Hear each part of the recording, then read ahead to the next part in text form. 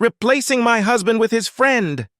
I dug my fingers into Glenn's cheeks, and my knees wrapped around him as hard as I could as he abruptly started having sex with me. He was energized this night, and had already made love to me 3 times, and I knew the reason why.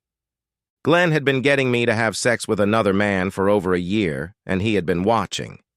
He said he wanted to see what I looked like in a fit of passion. He said he always felt it but was too close to see it.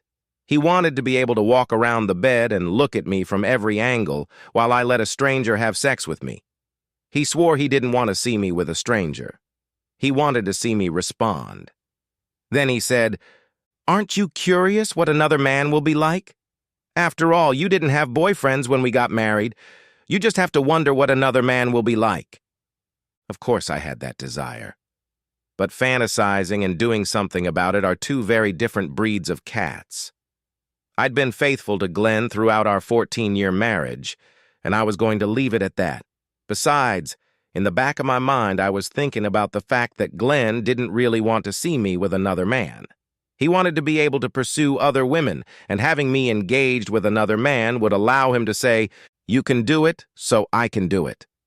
I made it clear to him, as soon as he started getting me to try another man, that not only would I not do it, but if I found out he even sniffed at another woman, I would divorce him in a heartbeat.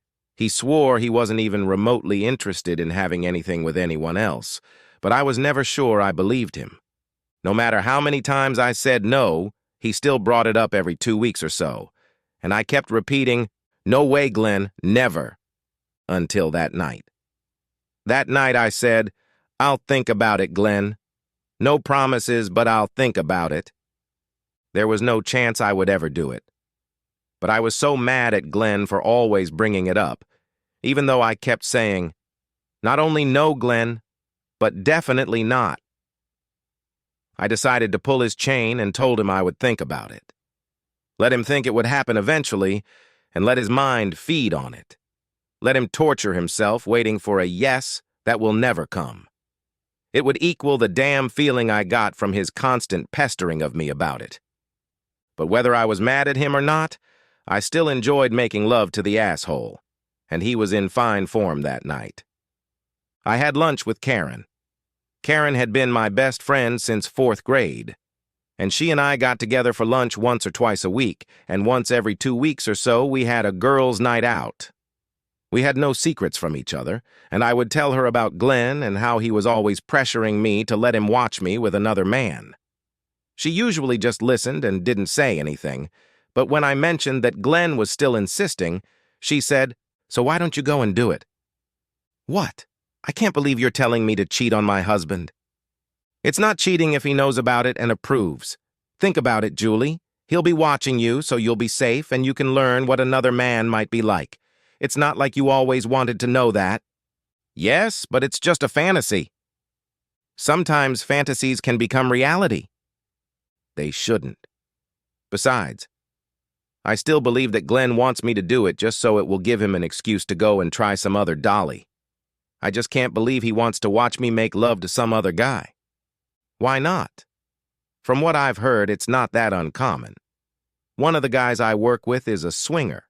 He keeps trying to get me to join his group. Anyway, he says he gets a lot of pleasure out of watching his wife with other guys, and it makes their love life even hotter." "I don't know, Karen. It's just too far out there for me." "Why? Think about it. When we go to our nights out together, you dance with the guys. You let them feel you up when you're on the dance floor, and you like it. I know you do, because I can see it in the look on your face. Don't you ever wish you could go out in the parking lot with one of these guys to see what he's got?" "Of course I've wanted to, but that's just fantasizing. And as for being touched, yes, I like it, but only because it makes me get ready for Glenn." "Don't get me wrong, girlfriend. I'm not trying to push you into it, but you're getting more and more aroused every time you bring it up. You're going to have to either give in and do it, or find a way to blow Glenn off, or your marriage is going to be in deep doo-doo." "You think?" "I know, girlfriend. Look where you are right now. Intentionally taking Glenn's mind out just because you're mad at him. What's next? Sooner or later, you're going to do something you both can't recover from."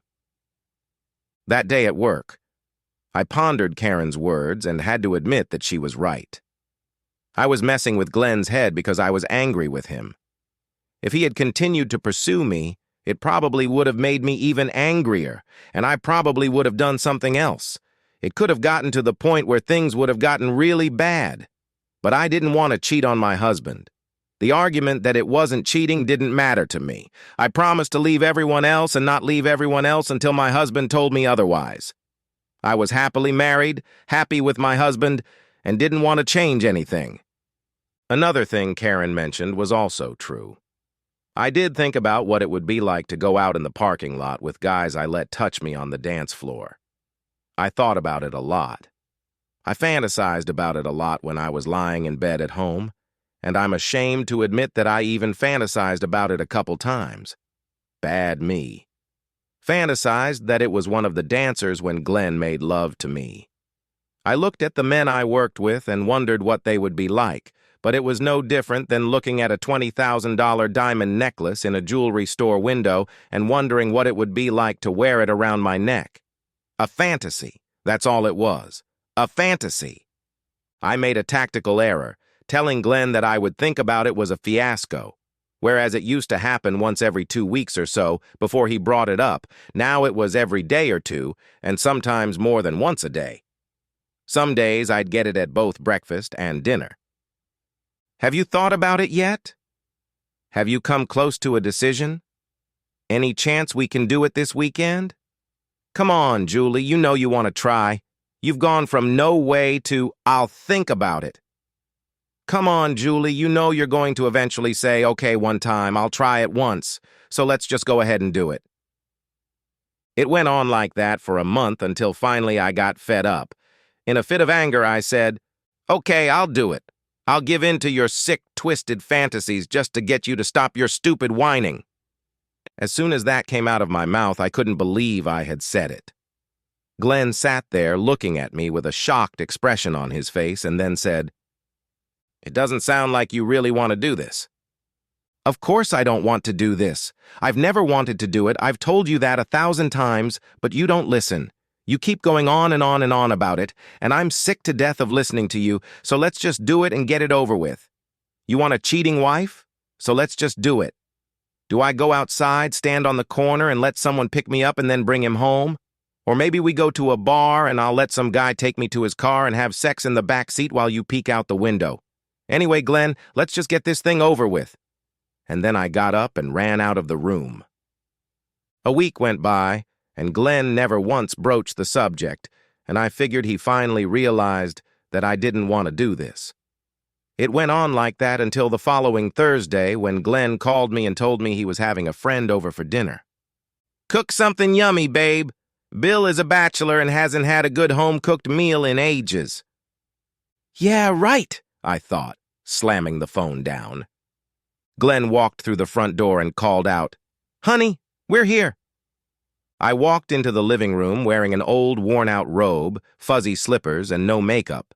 Glenn looked at me confused, then asked, "What's for dinner?"